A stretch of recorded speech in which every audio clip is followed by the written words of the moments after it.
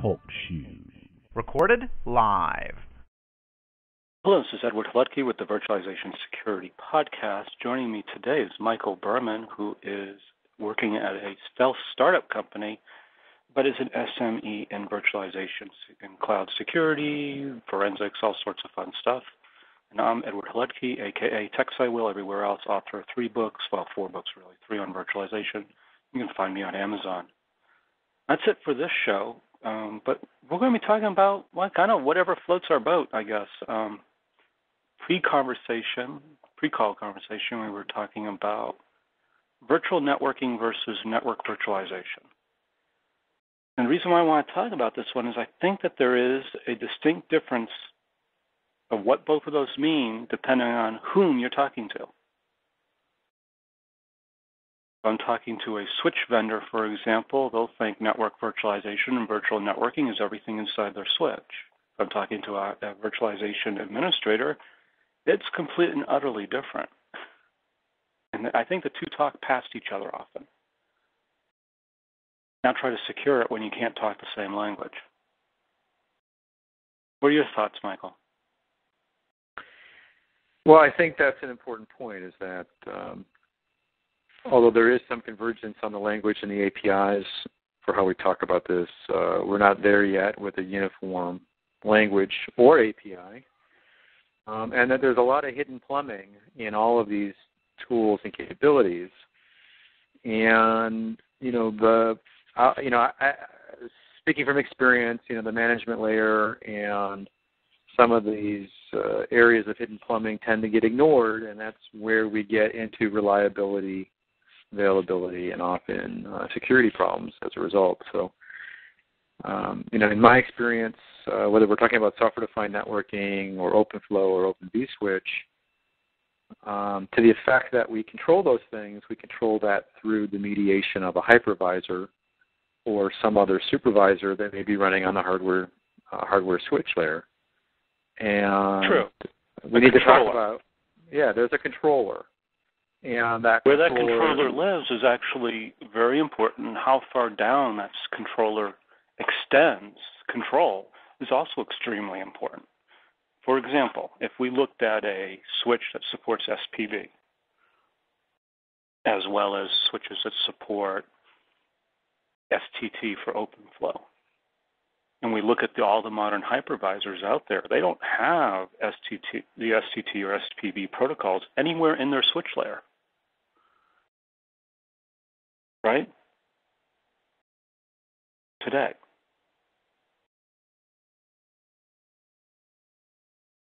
And the question is, when will they have them?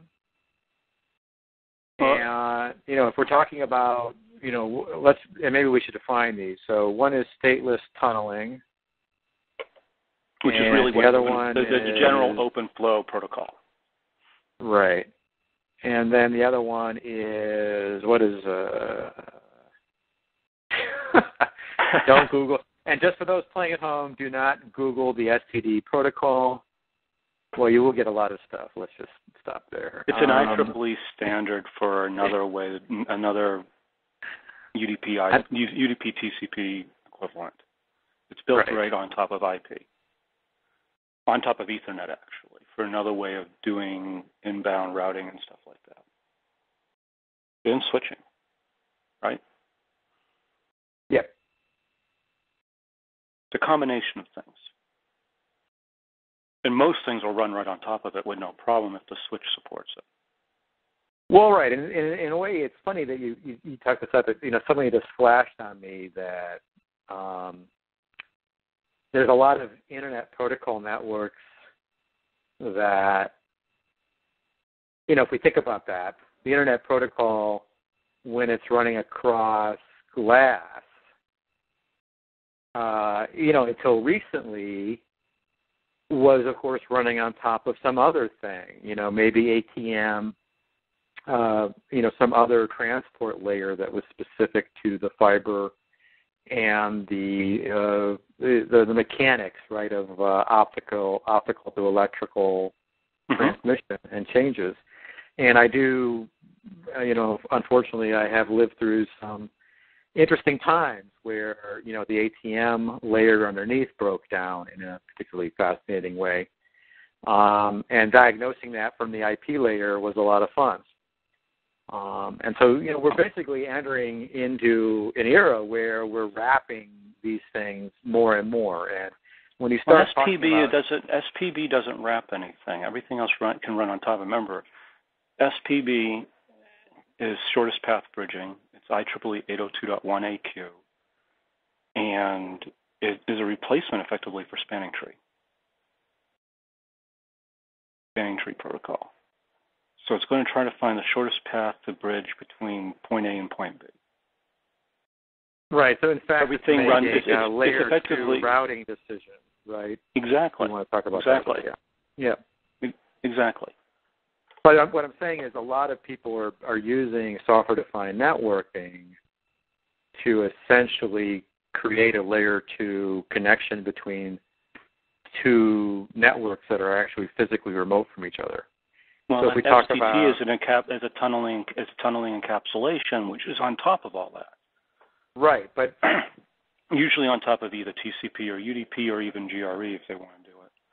Right. So I guess maybe we should talk about, just take a roll back, because we were talking about this on the call before we start recording, is what do these things mean, and and keeping up with what the different acronyms mean is one problem. But if we look at it let's just take a step back for a second, and why do people do these things? What's the value or solution to this? And I was going to just posit that a lot of people use these tools because they have two networks or two data centers or two clouds, and they want to make it look like to the software running in those locations as if it's one contiguous network. Well, they also want to be able to not be limited by 4K number of VLANs and a bunch of other stuff as well. Right. And that's what this stuff does. That SPB has built into it 16.7 million possible IDs for networking. So you can actually bridge between multiple devices using the same layer 2 network as long as it supports it. And that's actually really cool. But when you start thinking about, okay, that's all in hardware. And that's, in one way, that is network virtualization. But it's done in network hardware. And it takes advantage of the fact that every networking device is also probably a router as well in some form, the most basic form today. But when you start thinking about does that extend into the virtual environment, almost everybody will just shake their head. Well, you got network virtualization. Of course it does. And it really doesn't, because none of the protocols are supported today. Well, it gets to some point, right? So if so you're talking about scalability, so I just put this into the chat. So I think the goal of these things is to deliver scalability and simplicity for the application layer, right? So if I'm writing an application to run in this cloud or run in this data center, I don't need to worry about locality or whether, my replication backend is in a different country or not. I can behave as if it's all on the same, LAN physically, even though it is not. And then the point you're making, I think, I don't mean to speak for you, but let me just say what I think it is, and you can correct me, is that where these protocols terminate, may or may not be on the VM or the hypervisor or some device, the blades are connected to. Yeah, they're not. Let's say if I'm using blades. Let's just say if I'm using a Cisco UCS blade chassis or an HP matrix or something with 32 blades in it.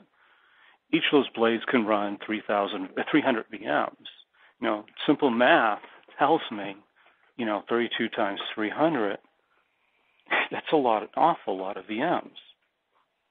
I can't do the simple math in my head today, but that's something like 900, 1,000 something. And what were those two numbers? 300 times 32. Oh, 300 times 32. Yeah. Yeah, that's the maximum number. Yeah, it's around 10,000. So that's 10,000 VMs on a bladed closure. Mm-hmm. If I'm going to do shortest path bridging or some other form of network virtualization to allow me the ability to do east-west traffic more efficiently or even north-south traffic more efficiently. And I'm never leaving my blade chassis because all the communications amongst those blades and everything else is on the other side of those blades. That's not efficient. I don't get any benefit from that. I have 10,000 systems that probably never touch the physical network. They'll touch the blade network, and depending on how the blades are interconnected, the chassis are interconnected. When I pass between chassis, I may hit it. But if I'm never going outside the chassis, I'll never hit it, right? Think about a moonshot. That's 48 different cartridges, 48 different networks, 4 ports on each one. Well, but ideally, it may never leave the box. Right. Well, I think it's not that it may never. It's that if I'm doing it right, it won't, except for backup and management traffic, and possibly output to another location. Yeah, or to the actual customer of the service that's being performed in that chassis. I mean, if you think about what's going on, you've got this piece of equipment that is doing data processing or compute processing or I/O processing, and it's optimal if I can handle the workload inside the chassis as much as possible. And the only traffic I want out of the chassis is, to the customer, the user of that processing, whatever the processing is. I'm going to have traffic because presumably I want to back things up, so there's going to be backup traffic that leaves the chassis. Otherwise, I'm not backing it up properly. And the third component is, of course, management traffic, because to the extent that human beings are involved in management or management systems are involved in management, that is also outside the chassis. But ideally, any kind of database interaction, different pieces of an application, different tiers of an application, except for concerns around resiliency again, it should, you're going to want it all to be in the chassis because that's going to be the most efficient for I/O. Absolutely. And it boils down to, I think, is that, and a lot of people say, well, it doesn't need to be in the chassis. It doesn't need to be in the hypervisor. So those 10,000 VMs cannot take advantage of the shortest path bridging. Okay. Right. What does that mean? Let's think about what that means in a blade chassis. We'll take an HP blade chassis. I happen to know that one fairly well, but almost every blade chassis acts the same way. The interconnect connects certain number of blades to each other on that interconnect. There's only so many virtual ports on the inside of the chassis for each interconnect. If I have 4 interconnects, I may be routing, depending on where I am, just to one interconnect and then back to the blades, or I may be going between interconnects. Well, it could be or depending on what's happening, I could be going to all the interconnects. Mm-hmm. So, is that short? Don't know. Short could be latency based. It could be I/O. It could be I/O based, IOPS based. It could be, physical shortness, length. It could be any number of things that say define short. So for this, and if I have a lot of network traffic, I have a problem. I still want to find the shortest path. Optimization for latency and congestion, right? Yes. Which, if that means reroute around between different interconnects on the chassis just to get where I need to go, then why not?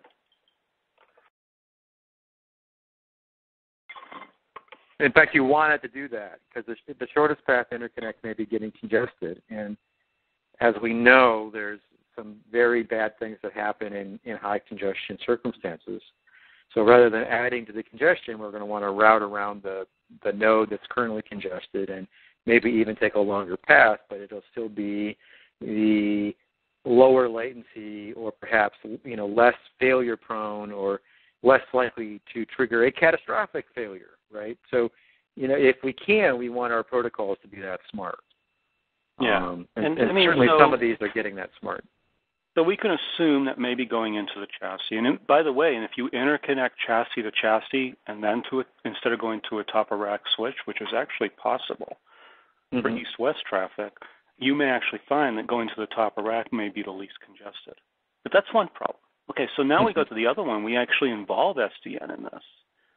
SDN, software-defined networking, may say with OpenFlow or with VXLAN or SPV or anything else like that, doesn't, as we stated before when we had Brad Hedlund on the call, it does not change the way we do security. It just provides us yet another way to route to the security device. So hairpinning in the short term may be de rigueur, and it may not be the right way to do it. Man, that never has been. You always wanted to bump in the wire for more efficiency. If I have to hairpin in and out again, for an IDS, I hairpin out. Okay, I double my bandwidth through my network, in and out. For an IDS, ideally, triple my bandwidth. Well, this is the argument for software security devices, right? So that the security device can be inside the chassis, running on the general purpose part of it along can with be. it. Yeah, part of it some can be. Well, again, this is the analog to software defined. This is the security defined, right? So I have a set of rules and a rules engine, and that the inspection, the heavy lifting of looking at packets, if that's what you want to do, can be done inside the chassis, and then some metadata, right, goes outside the chassis, so that the controller can make more intelligent decisions about what's going on.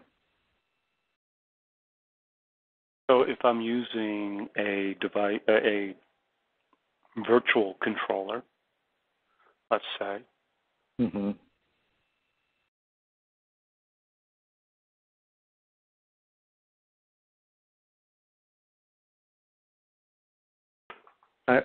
Go ahead.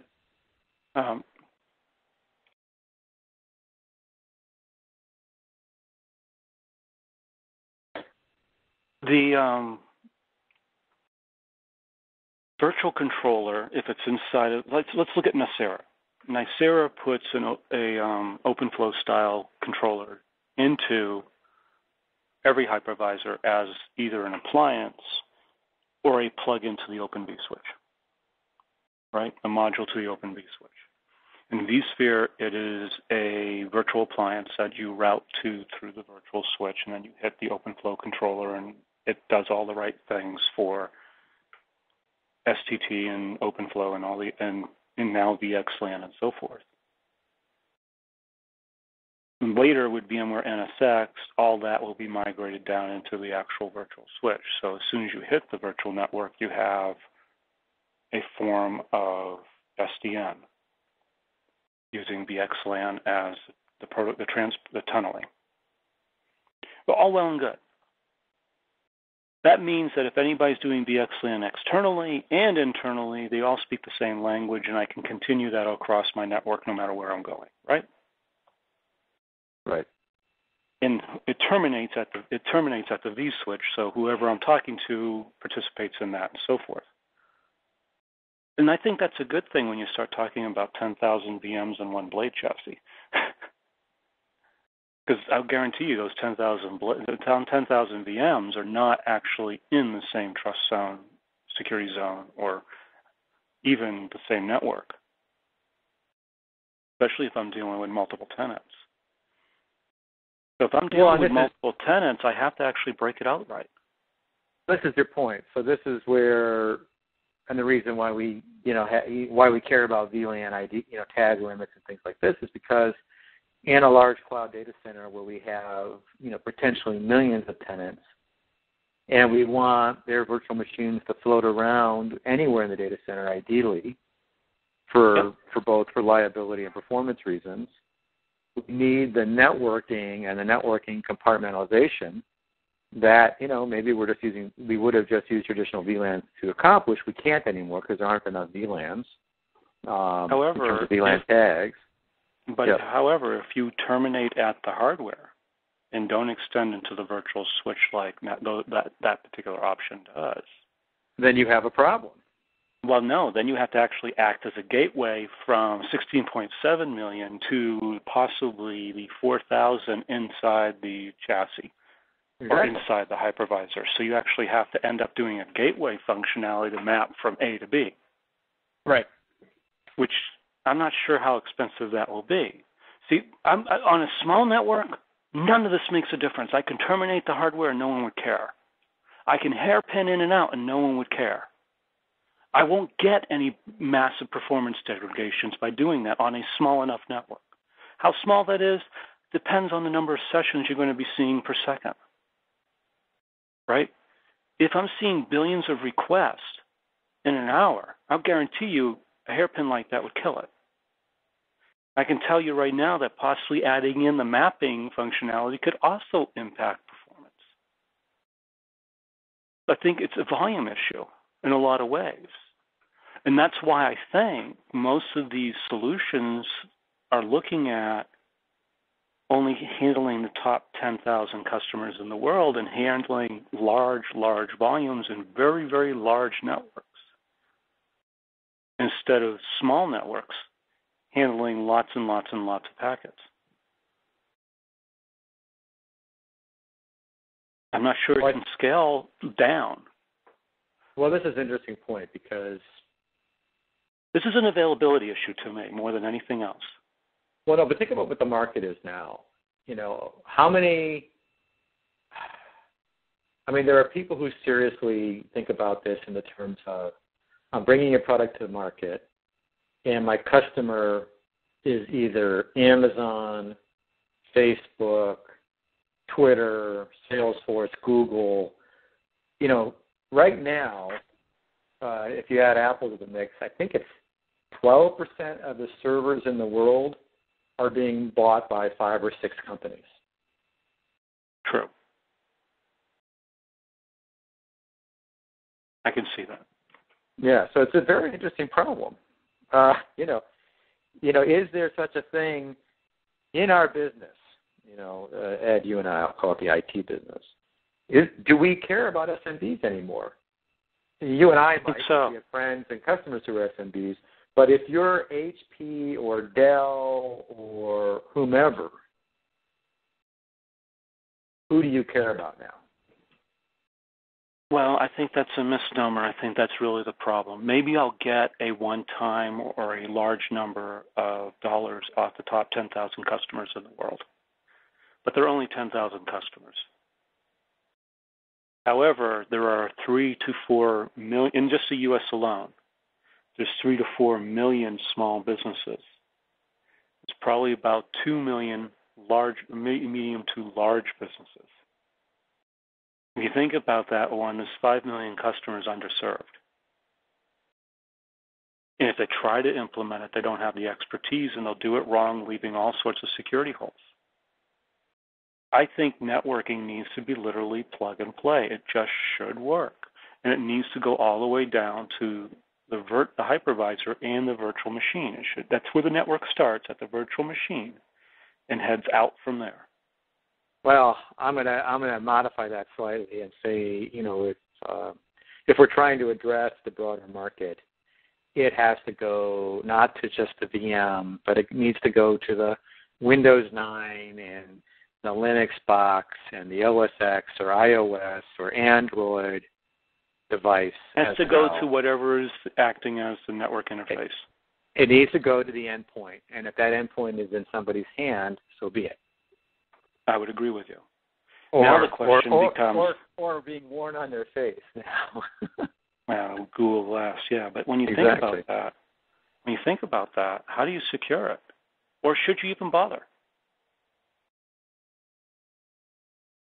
And this is why about the whole thing about SDN. I had another networking person say, hey, you know what? Security should never be in the way. And I said, I agree. Security should be invisible. He took that to mean that, security should just do everything it normally does, just I shouldn't be hearing about it. And the question becomes, why should I be securing the network anymore? Why don't I just secure the intersection of user applications and data, wherever that is? Well, I mean, here's the thing, right? If all sensitive information is tokenized or encrypted, and just for good measure, all traffic is encrypted, then you just caused a performance nightmare, so it won't happen. You've caused all my legacy apps to fail to work. Won't work. My God, I mean, my phone has 4 cores at 2 gigahertz apiece. I mean, As someone reminded me, when you start doing an IEEE standard, you got to bring 30 years of history with you. It has to work. Well, I don't know. I'm not sure. I mean, I think there's applications for feature phones, and there's applications for smartphones.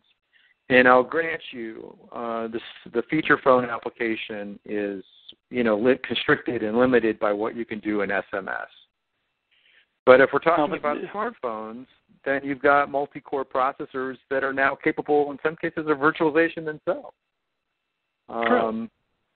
But when you start thinking, let's ignore Wi-Fi, which is a totally different world. Let's ignore LTE, which is a very different world right now. Let's keep it to traditional hybrid cloud, not those guys right now. When we start talking about that, we all agree there's no bastions anymore. If there are no bastions, where do you put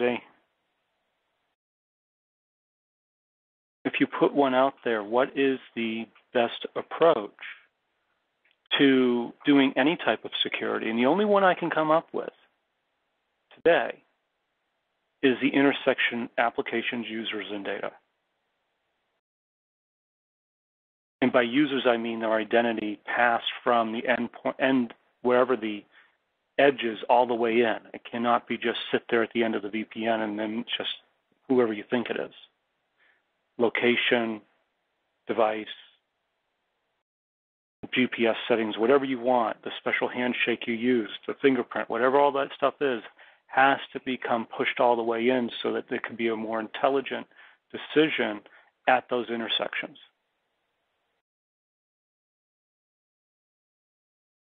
And can SDN or network virtualization, which I think are very different, actually do that today, allow you to do it today?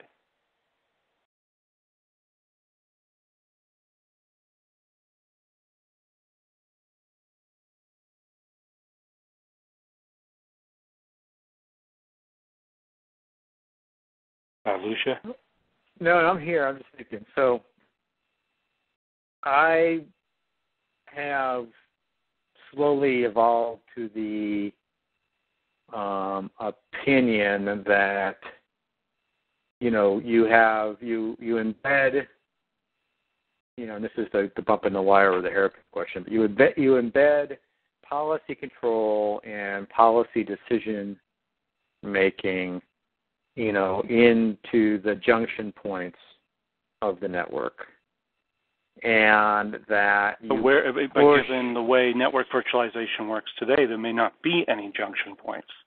No, the junction point then becomes the open flow controller, or it's any place where 2 networks route. Okay. Okay. And that the bastion, right? The piece of equipment, so to speak, that makes the decision to allow or drop traffic or to allow access to an element of data needs to be at the location of the data or the person. So I would be more comfortable with my phone having the security, the something you are, something you have security, and what I'm allowed to do or what the applications are allowed to do on my behalf or what data they're allowed to access on my behalf. That should be both in my phone or laptop, and there should be a complementary piece in the database, right? So if it's healthcare access or credit card access or whatever other component, it's over in that data repository as well. And these components should be talking to each other. The phone should be saying to the credit card company, yes, it's Michael Berman, because he presented his PIN and his thumb, whatever. And the credit card repository says, okay, you're attesting that that's Michael Berman. I will, tell you what his last 3 transactions are. Or I'll tell you, hey, he needs to tell me his last 3 transactions, and then I'll allow further access. See, I think that that's one way to look at it.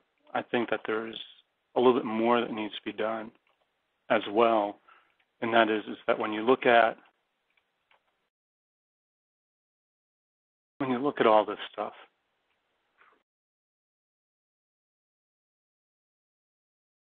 when you look at the application, right now, I'm not sure any security should happen on a mobile device. I think it should collect information. I don't think it should make decisions. And the reason why I don't think it should make decisions is because you cannot put those decisions in hardware. Therefore, somebody in software can muck with them. There's a lot of people that jailbreak all their devices, so guaranteed you could have a already been TPM messed with. You could have a TPM on the device that's not subject to the jailbreak. It's still exactly, but you would need something like that. Yeah, so but today we don't have that. The point I was trying to make is your phone. But even then, it doesn't make many decisions. It can only the phone can be part of the attestation process. Some applications, some backends may not, by policy, may not consider that sufficient, and therefore might challenge, security questions, right? Which is what a lot of, as we see in banking and other places, they are collecting that information now, so they can challenge us, and not necessarily trust the endpoint for the attestation of who we are. But I'm just saying, there's a lot of transactions where endpoint attestation is probably sufficient. And then there's a small number of transactions where that probably should never be considered sufficient for just what you said, right? Because the endpoint can be compromised. And I think identity is one of those things where it never should be.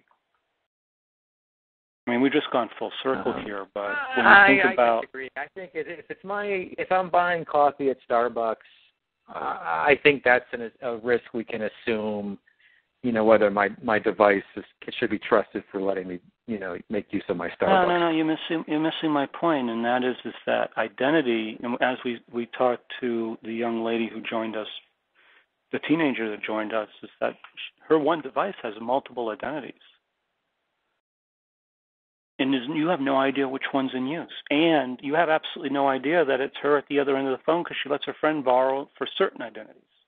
Well, no. I'm not disputing that. But if you remember,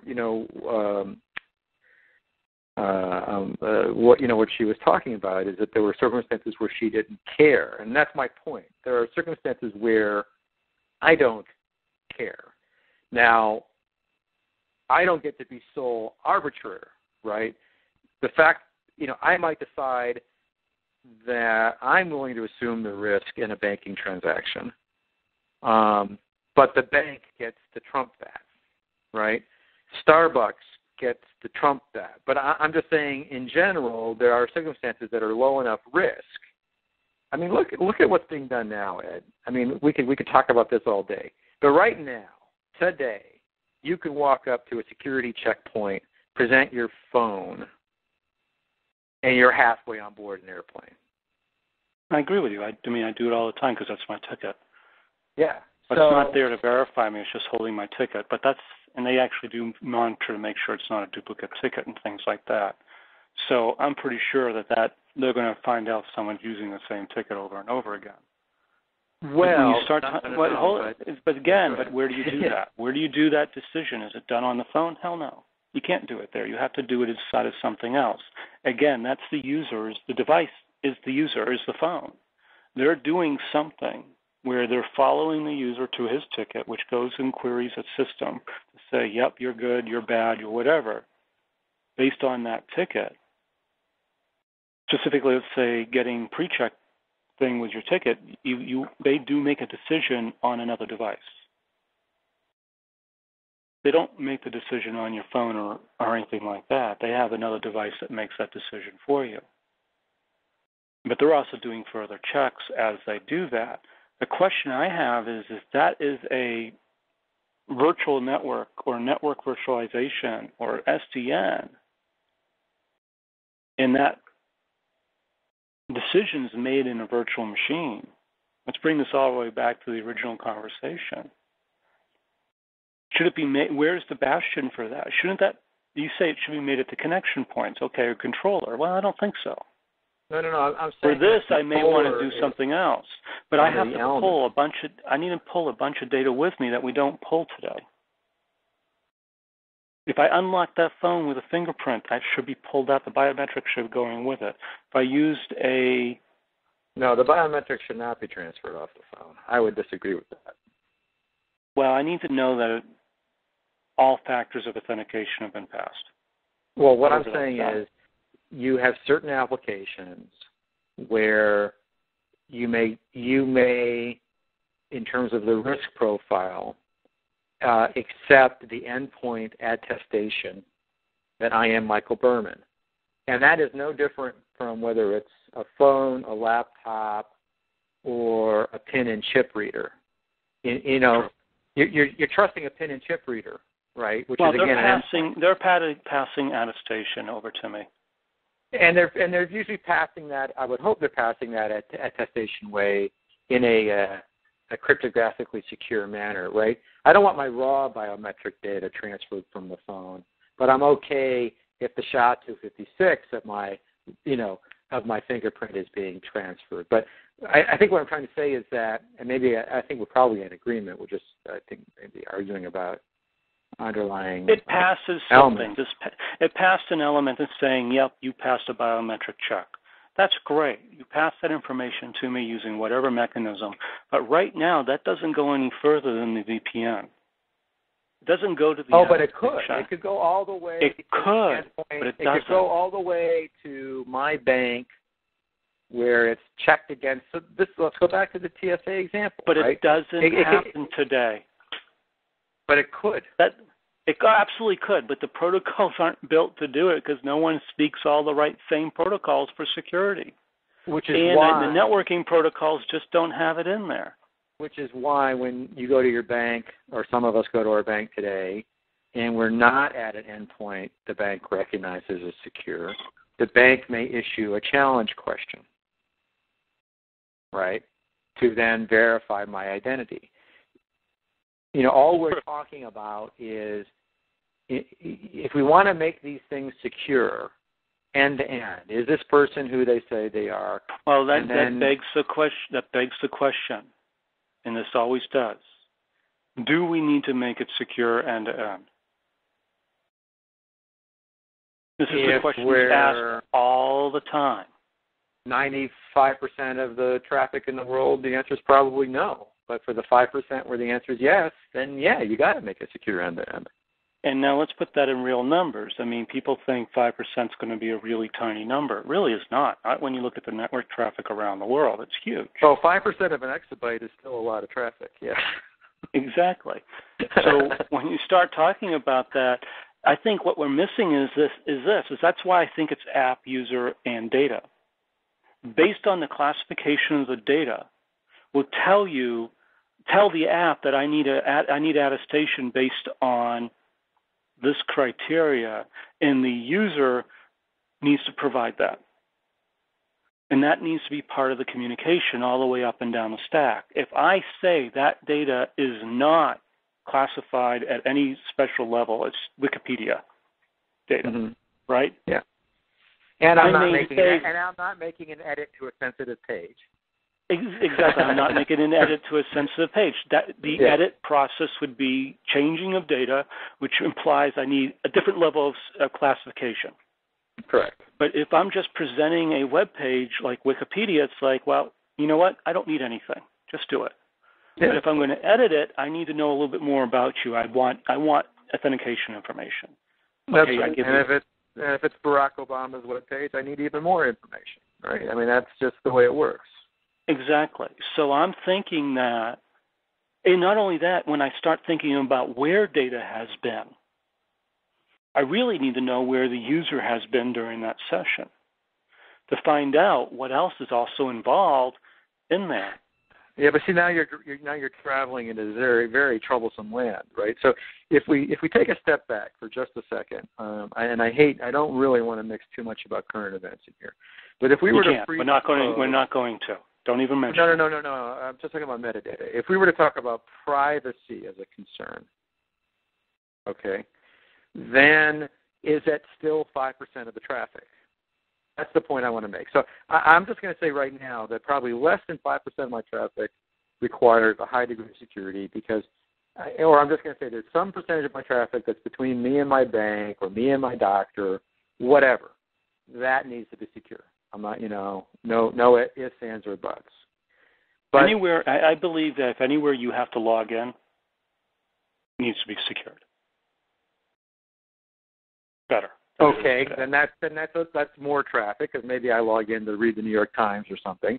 But then even since you're paying for it, you need to have some level. They have to have some level of thing that's you, so they can charge you for the appropriate articles you read or how much you read or whatever they charge you for.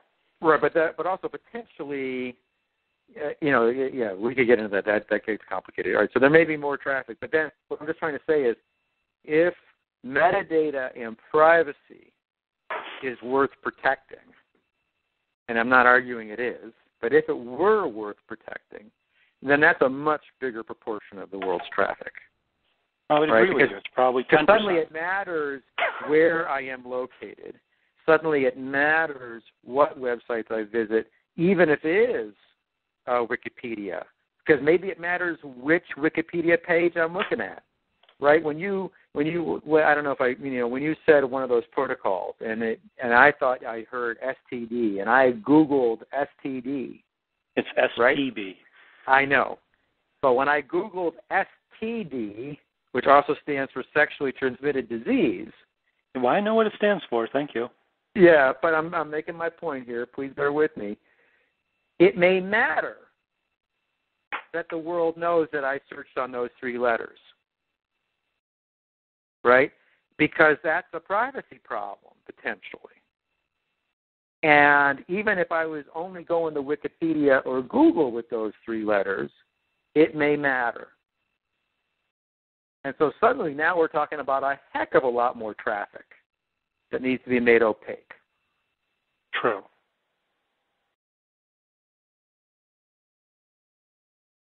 And I agree with you, and I think that that's the difference.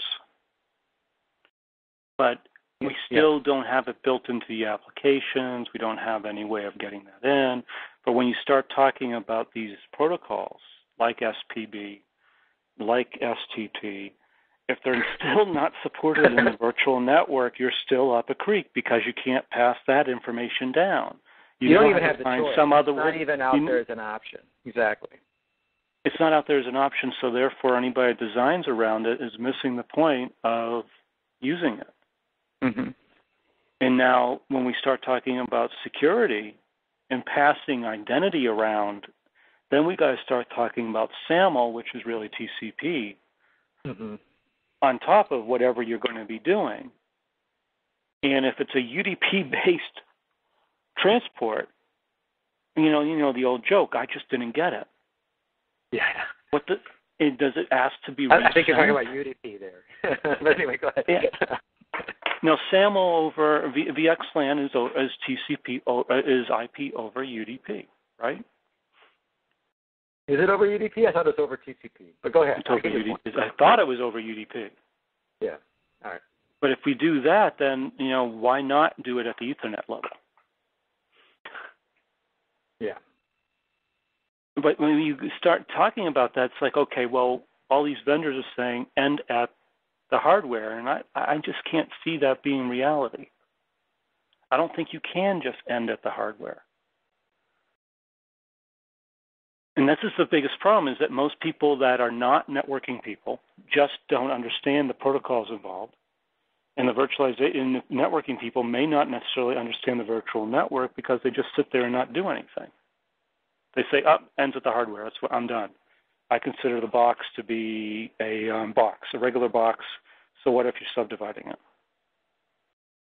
Right. Well, that's a problem, and it's not just a security problem. It's a reliability. It's integrity and availability as well. I mean, this is just the issue of the complexity of the data centers and the systems we're building today. Is that I think your point is dead on. It's the application, it's the data, it's the person, if there is a person involved. And if you want these things to work, it's got to go from endpoint to endpoint. Your Netflix, so Netflix on my Blu-ray player works or fails on whether or not the stream gets from some server in the Amazon cloud to my Blu-ray player. And if it doesn't appear on my Blu-ray player, I have a problem. And it's not just because Comcast says, oh, the stream got to your modem, I'm done. Well, that's great for Comcast, but that doesn't solve my problem when it doesn't appear on my Blu-ray, right? Exactly. And that's really what we're getting at here. And as far as Netflix is concerned, this is the interesting thing, right? As far as Netflix is concerned, they do care because I complain when it doesn't appear on my player. So as far as Netflix is concerned, their job isn't done until it's on my screen and I'm watching it. Just like, Skype, every time I do a video call, asks me, was it a good call, right? And again, their job isn't done just because it got to my business router or some endpoint on the chassis. Their job is only done when I, as a consumer of their product, rate their product as working. Exactly. I agree. And if I understand that. And if it doesn't work on a regular basis, I find some other product. I can understand that. Yeah. So I think that's your point here, right? I mean, it's got to go all the way to the endpoint, the application or the user. Yeah. I think it needs to be app, user, and data. It has to go to the data at the very least. Not necessarily the endpoint, but stuff inside the endpoint, whatever that endpoint is. Right? Mm-hmm. You can't just say the endpoint because endpoint means way too much for everybody. Right. But it has to be whatever's running in the app endpoint. And if that endpoint of the hardware happens to be a hypervisor, it all has to extend into the hypervisor so that same protocols can be passed down to the VM, and the VM can pass it to the application running inside of it, and the application can then further pass it to the database it's talking to, if there is talking to one. And then all those decisions can be made.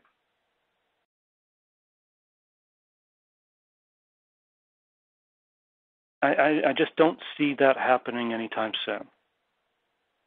And we have a perfect opportunity to make this happen today. It can be built into all the platforms. So as Pivotal becomes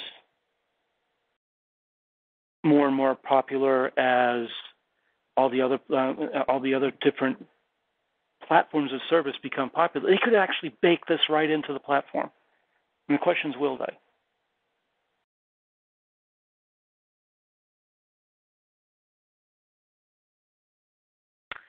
Well, I think that the demand will be that it gets baked in. I mean, I think it's interesting. I'm just going to use as a reference. I have had, a huge struggle related to my smartphone data plan, and in version A of the software running on my smartphone, I could not tell which application was blowing up my data plan. And in version B of that software, so, the current version, I'll say, I can now tell which application is using up my data. And, if I'm, careful about how I check, I can actually see what I'm doing in the application that's causing that data plan to be blown up. And I'm sure I was not the only one, complaining about this problem, right, and calling my carrier and calling various people and saying, you're billing me, but you can't tell me why you're billing me, right?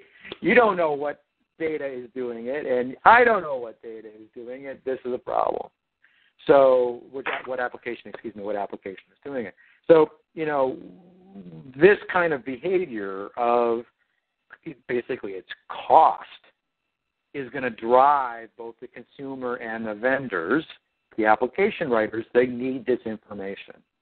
And if you care about cost as a consumer, you need this information. And you can only have that information with the end-to-end kinds of capabilities that we're talking about. Absolutely. Well, that's been another hour of the Virtualization Security Podcast. And Michael, I'd like to thank you for your time. It's always interesting when I'm talking to you. And the two of us just chatting together, we can go all over the map as we did. But that's actually the kind of the fun part about these conversations. Well, thank you, everybody, and I look forward to 2 weeks from now.